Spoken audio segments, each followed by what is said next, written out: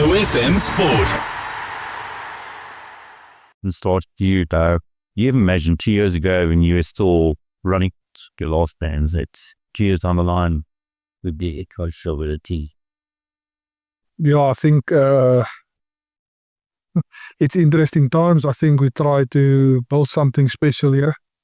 But yeah, I couldn't imagine that even when I was still playing that I would finish at the Free State and got the job afterwards. And yeah, now we need to make it work.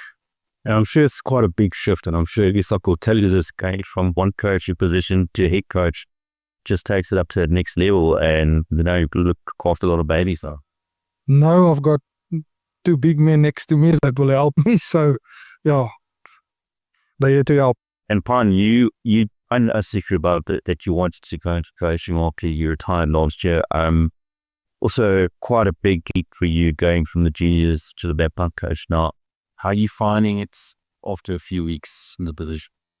Yeah, I mean, it's new. I've always said, and I always knew as a player, that being the coach is completely different. So I'm still learning. I had a quick coaching stint there with the under-21s, which was a big learning curve for me. And I think you got to continue learning. No matter if you coach for 10 or 15 years, you always got to evolve and learn. There's still a lot of places I want to go and see and how people do things and learn and speak to people. Obviously, there has been a few changes, so at the moment I'm in this position to try and help Frans and Izak as best as possible. And yeah, I'm not under any illusions that it's completely different being a coach than a player.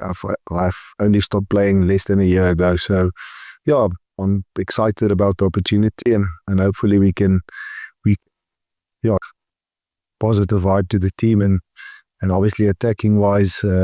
Hopefully see Free State Rugby play a good brand of rugby. That's exactly what I wanted to ask. You find it almost easier starting in seeing that less than 12 months ago. You have to go on the field with most of these guys so that you can actually just translate that experience over to them a lot easier.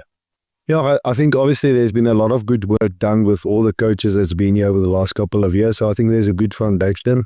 And also helps a little bit that I've played with a few of the guys, so I know their strengths and maybe their weaknesses. So you'll try and work around that. But yeah, I mean, I'm still very young into this. I've got a lot of ideas and a lot of plans, but obviously you've got to start with a good base, and we're trying to work on that now. And hopefully when SA Cup starts, the guys will be ready. Izak, you back to the forwards coach now. Is this something that you prefer as to being the head coach of the team? Yeah, I think being the interim head coach was a good experience.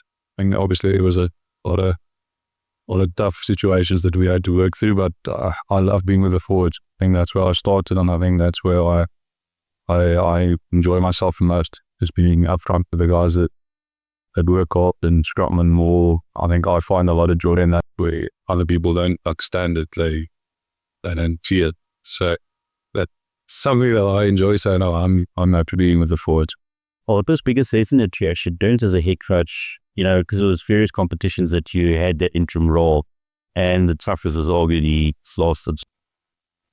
Yeah, I think managing players is probably one of them, and being able to transfer information and having players execute it. I think it's always easy on the training pitch and they understand it, but when it gets to games and it becomes more difficult, they don't always execute it the way that you want to. So I think getting the information across and then getting the execution right is probably one of the biggest learning experiences.